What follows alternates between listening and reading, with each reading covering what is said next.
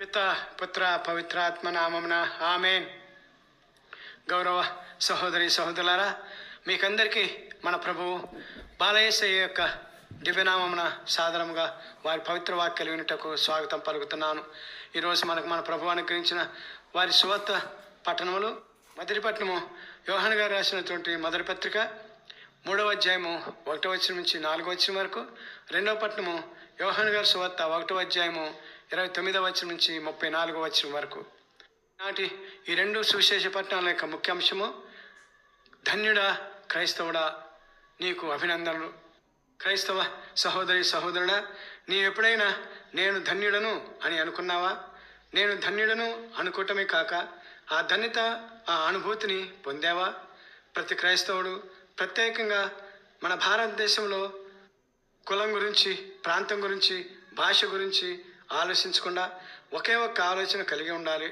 ఏంటి ఆ ఆలోచన అంటే, నేను క్రైస్తవుడను అను ఒక్క ఆలోచన నీ మదిలో, నీ తలంపులో సంతోషంగా, సంతృప్తిగా, హృదయపూర్వకంగా ఎప్పుడైనా తలంచుకున్నావా? అయితే నీవు ధన్యుడవే. ఎందుచేతనంటే నీవు క్రైస్తవుడు అనే ఆలోచనే నీకు మధురానుభూతిని ఇస్తుంది. ఆ మధురానుభూతి కూడా ఇద్దరిలోనూ ఒకే విధంగా ఉండదు, అంత అద్భుతంగా ఉంటుంది. క్రీస్తు ప్రభువుతో ఉండటం వలన ఆనందం అంత మధురాతి మధురంగా ఉంటుంది. అదే ప్రతి క్రైస్తవుడు అనుభవించవలసినటువంటి అనుభూతి. ఎందుచేతనంటే పునీత యోహాను గారు చెప్తున్నారు, ఏమనంటే, క్రైస్తవుడా భాగ్యవంతుడా ధన్యుడా అని. ఎందుచేతనంటే అనామకుడు అయిన నిన్ను, పాపి అయిన నిన్ను, తాగుబోతు అయిన నిన్ను, తిరుగుబోతు అయిన నిన్ను, నీ వారి చేతే ఛీ అనిపించుకున్న నిన్ను, సకల దుర్వ్యసనాలకు నిలయమైన నిన్ను, సమాజంలో అధ్వాన్న స్థితిలో ఉన్న నిన్ను, కులం పేరు మీద అంటరానివానిగా చూస్తున్న నిన్ను ఏరి కోరి నిన్ను తన బిడ్డగా, తన సోదరిగా, తన సోదరుడుగా నిన్ను స్వీకరించిన వారు సాక్షాత్తు దేవుడు అవటం నీకెంత ధన్యత! ధన్యుడు అవటమే కాదు, నీ కొరకు తండ్రి దేవుని నుంచి వచ్చి నీకు తన పుత్రత్వంలో భాగం ఇవ్వటం అసలు ఎప్పుడైనా ఊహించావా? దేవుడు నీ కొరకు జన్మించడం ఎప్పుడైనా అనుకున్నావా? గారు రాసిన మొదటి పత్రిక 3వ అధ్యాయము 1వ వచనంలో చెప్పిన విధంగా అందుకే అంటున్నారు యోహాను గారు, నిన్ను ధన్యుడా అని, ధన్యురాలా అని. ఎందుకు అలా అంటున్నారో తెలుసా గౌరవ సహోదర సహోదరి? ఎందుకంటే నీకు, నాకు, మనందరికీ ఈ భూలోకంలో ఎవ్వరూ మనకు ఇవ్వలేనిది, ఒకవేళ ఇచ్చినా మనం కోరుకున్నంత కాలము ఇవ్వలేనిది, అనునిత్యము ఇవ్వలేనిది, అనుక్షణము ఇవ్వలేనిది ఏమిటో తెలుసా గౌరవ సహోదరి సహోదరుడా? అదే ప్రేమ, దైవ ప్రేమ, తరగని ప్రేమ. ఆ ప్రేమ కూడా ఎంతగా అంటే తన కుమారుడిగా ఉండేటి అంత ప్రేమ. ఈ విషయాన్ని యోహాను గారి సువార్త 3వ అధ్యాయము 1వ వచనంలో చెప్తున్నారు. కాదు గౌరవ సహోదరి సహోదరుడా, నీవు ఆయనను తోలనాడినా, ఆయనను అసలు దేవుడే కాదన్నా ఆయనకు వచ్చే నష్టమేమీ లేదు. ఎందువల్లంటే నీవు ఆఫ్టర్ ఆల్ ఒక నశ్వర వస్తువు లాంటి వాడివి, నశ్వర వస్తువు లాంటి దానివి. నీవు ఈ భూమి మీద ఉన్నటువంటి ఒక దుమ్ము కణంలో ధూళి లాంటి వాడివి. నీవు అలా మాట్లాడుటకు, క్రీస్తు ప్రభువుని ద్వేషించుటకు, ఆయనను నీవు విశ్వసించకపోవుటకు నీవు కారణం కాదు. అందుకు కారణం తండ్రి దేవుడే. తండ్రి దేవుడు నిన్ను పిలుచుకుంటే తప్ప నీకు క్రీస్తు ప్రభువుని గురించి తెలుసుకునే అవకాశం ఉండదు. ఈ విషయాన్ని మనం యోహాను గారి సువార్త 6వ అధ్యాయము 44వ వచనంలో ఎలా అంటున్నారు, నన్ను పంపిన తండ్రి ఆకర్షించిననే తప్ప ఎవడనూ నా యొద్దకు రాలేడు అంటున్నారు క్రీస్తు ప్రభు. ఈ విషయం తెలియక నీవేమో నేను వీరుణ్ణి, సూర్యుణ్ణి, క్రీస్తు అంటే నాకు గిట్టదు, కన్య గర్భం ధరించడం ఏంటి అని ఇంకా ఏంటేంటో అంటున్న సహోదర సహోదరి, ఈ విషయం తెలియక దేవుని ప్రేమను తిరస్కరిస్తున్నావు. యోహాను గారి సువార్త 3వ అధ్యాయము 1వ వచనంలో చెప్పిన సత్యం ప్రకారం యోహాను గారు ఇలా అంటున్నారు, లోకము దేవుని ఎరుగలేదు, అందువలన అది మనల్ని కూడా ఎరుగలేదు. అనగా క్రైస్తవులను కూడా వారు అర్థం చేసుకోలేరు. అంతేకాకుండా ఈ క్రైస్తవేతర సహోదరి సహోదరులు ఒక గొప్ప భాగ్యాన్ని పోగొట్టుకుంటున్నారు.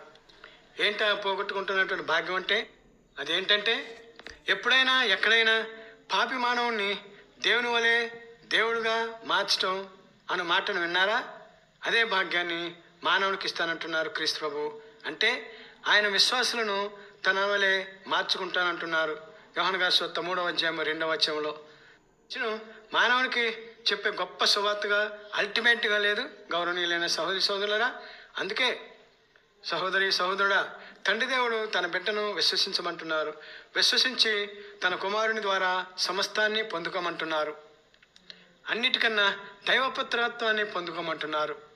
వానికి గౌరవ సహోదర సహోదరి, మానవులమైన మనం ఎవ్వరం ఆయన దివ్యనామమును ఉచ్చరించుటకు కానీ వారి ప్రేమను పొందుటకు కానీ అర్హులం కాము.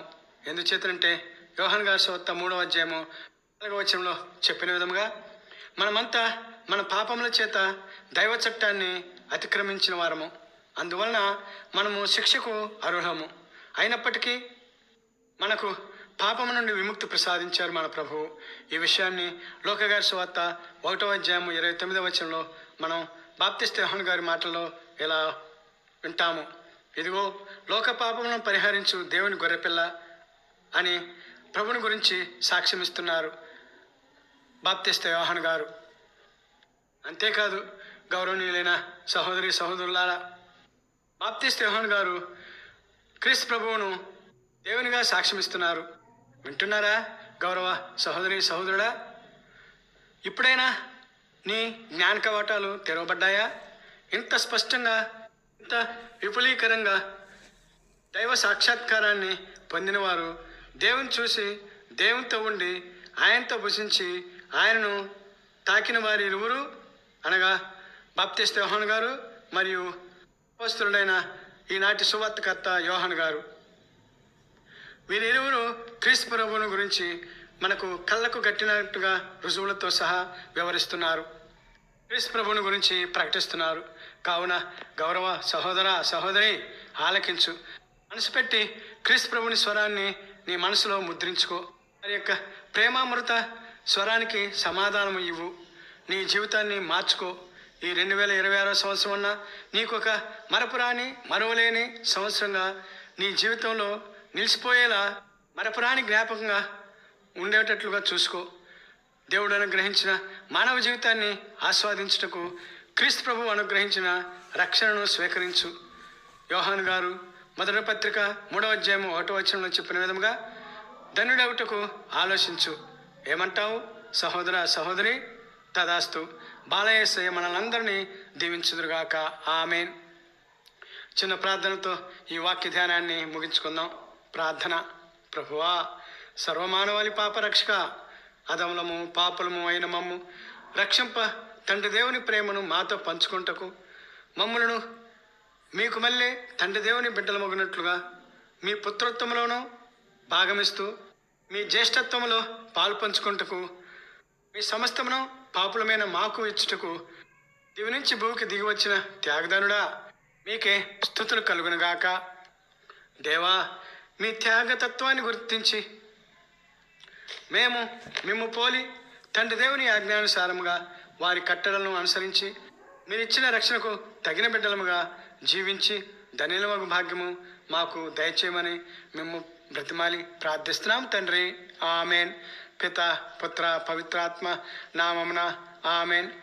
తండ్రి అయిన యెహోవా దేవుడు, పుత్రుడైన సర్వేశ్వరుడు, పవిత్రాత్మైన సర్వేశ్వరుడు ఇప్పుడు ఎప్పుడు ఎల్లప్పుడూ స్తుతించబడుదురుగాక, కీర్తించబడుదురుగాక, ఆరాధించబడుదురుగాక, మహిమపరచబడుదురుగాక.